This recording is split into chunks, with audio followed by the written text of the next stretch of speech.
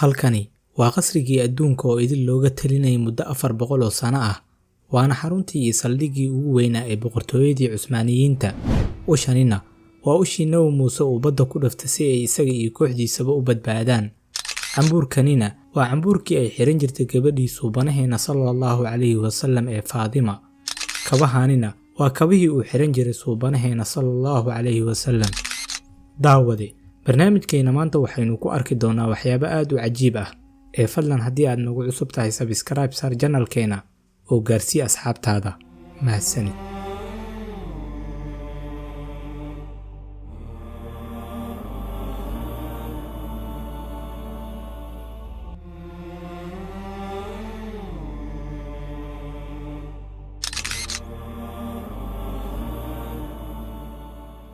goobtani waxaa lagu magacaabaa Top Kabi Sarayi, waana mid ka mid ah qasriyada ugu waaweyn caalamka, waxaana dhismihiisa la bilaabay qasrigani qarnigii 15aad ilaa qarnigii 19aadna waa la dhisayay oo maalin waliba qayb cusub ayaa lagu darayay. Badka uu ku fadhiyo qasrigan ayaa lagu qiyaasaa 400 oo mitir oo isku wareeg ah, laga soo bilaabo boqorkii furtay Istanbul Maxamed Al-Faatix ilaa laga soo gaaro boqorkii 31aad ee boqortooyadii Cusmaaniyiinta Cabdulmajiid. Halkani ma ahayn oo kaliya goobtii laga maamulayay boqortooyada, ee sidoo kale waxay ahayd goob waxbarasho iyo xaruntii fanka, sidoo kalena waxay ahayd goobtii ay degi jireen boqorada. Halkani waa iridda laga galo qasrigan, waxaana ku wada wareegsan derbigan dheer oo aad arkaysaan. Dhisaanka qasriganna waxa uu u samaysan yahay sida tan oo aad muuqaalka ka arki kartaan.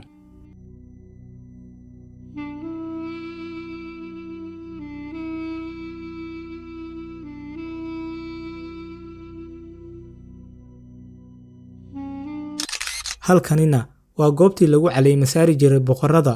Iridda qasriga kolka aad gashana waxaad arkaysaa 2 nin oo ka samaysan shumac, kuwaas oo loo ekeysiyay ilaaladii qasriga. Qasriga gudihiisana waxaa ku yaalo masaajid, geedo fara badan, barkado, taagag iyo goobo loo naqshadeeyay si gaar ah. Qasrigan haatan waa madxaf oo 1924 ayaa dowladdii uu hogaaminayay Ataturk ku dhawaaqday madxafnimadiisa.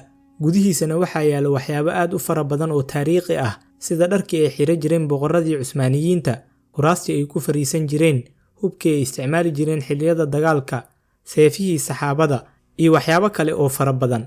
Waxyaabaha ilqabadka leh ee dadkii goobta yimid aad u soo jiidanayay waxaa ka mid ah dheemankan oo ah dheemanka ugu qaalisan adduunka. Sidoo kale jimbaartan aad arkaysaanna waa jimbaartii uu ku fariisan jiray boqorka.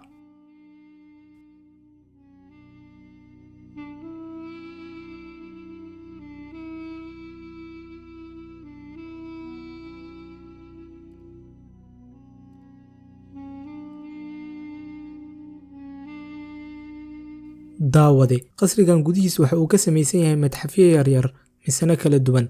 Sida aad ka arki kartaa madxafkaana waxaa ku kaysan dharkii ay xiran jireen boqoradii Cusmaaniyiinta iyo garaadayaashii qaaliga ahaa ee la guddoonsiin jiray askarta naftooda u hura diinta Islaamka. Sidoo kale halkanina waxaa yaalo seefihii ay lahaayeen boqorada iyo seefihii carruurta ay boqoradu dhaleen, kuwaas oo loo carbiyi jiray loona sii diyaarin jiray sidii ay boqorro u noqon lahaayeen. sidoo kalena koofiyadahanina waa koofiyadihii ay qaadan jireen wasiirada dowladda.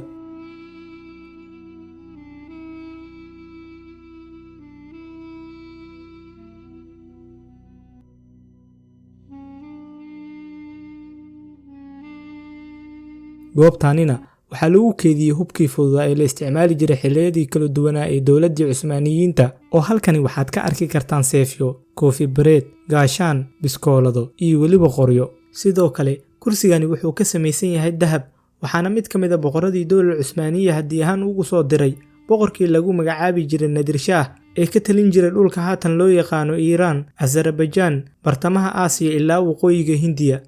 Cadkan tiirka ahna waa qayb ka soo fuqay saqafka kore ee Kacbada. Maradanina waxaa lagu xardhay dahab iyadoona lagu qoray tawxiidka Allah subxaanahu wa tacaala. sidoo kale shilimaantan aad arkaysaanna waxay ka samaysan yihiin dahab, waxaana lagu qoray suuratul Faatixa. koobabkan aad arkaysaanna sidoo kale waxay ka samaysan yihiin dahab, waxa uuna boqor Cabdulmajiid u hadiyeeyay nabigeena sallallahu calayhi wasallam.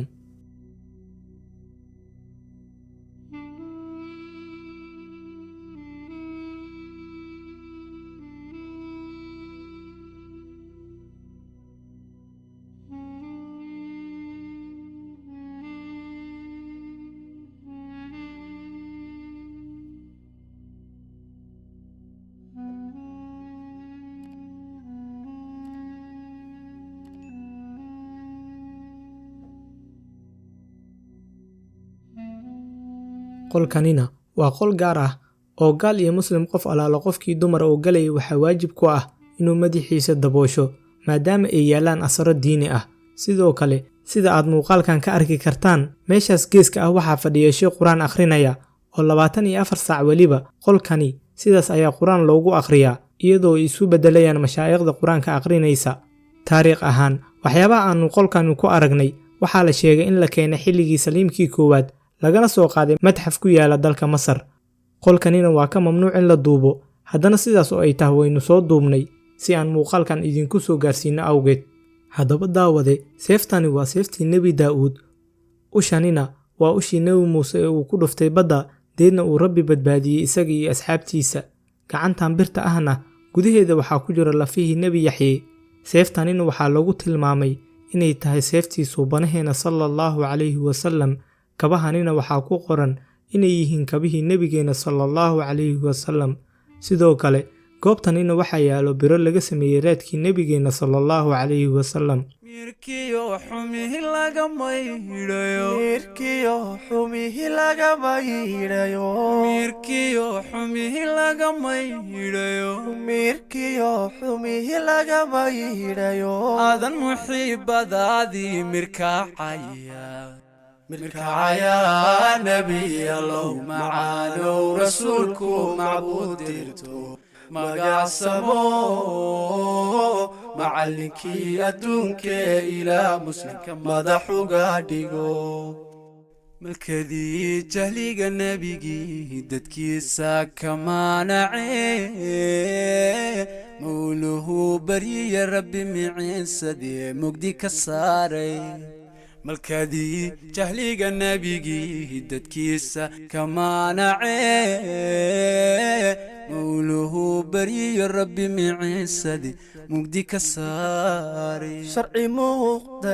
iyo xeer muujiyo sharci muuqda iyo xeer muujiyo sharci muuqda iyo xeer muujiyo sharci muuqda iyo xeer muujiyo aadan muxiibadaadii mirkacaya mirkacaya nabi allow macaanow rasuulku macbuud dirto magacsamo macallinkii adduunkee ilaa muslimka madax uga dhigo. cambuurkanina waxaa ku qoran hoostiisa inuu yahay cambuurkii ay xiran jirtay gabadhii nebigeena sallallahu calayhi wasallam ee Faadima. geedkanna waxaa kitaabka quraanka saaran jiray Imaamu Cali. caagan yar ee aad arkaysaanna waxaa ku jira tin yar taasoo lagu sheegay inay tahay garkii Abuubakar Sidiiq. seefahanina waa seefihii Abuubakar Sidiiq, Cumar bin Khadaab, Cusmaan bin Cafaan iyo Cali bin Abi Daalib ay isticmaali jireen. haddaba daawade, sax ahaanshaha xogtani Rabbi subxaanahu wa tacaala oo kaliya ayaa og. sidoo kale qasrigani waxaa ku wareegsan baddaasi quruxda badan iyo jawiga macaanta badan ee aad arki kartaan. haddaba daawade, faloogeeni maanta iyo barnaamijkeennii xasuusaha Istanbul halkan ayaan kusoo afmeeraynaa. inta aan barnaamijkan oo kale ama ka qiimo badan ku wada kulmi doonana waxaan idinkaga tegaynaa dunidu waa dulqaad, dadaalkuna waa muhiim.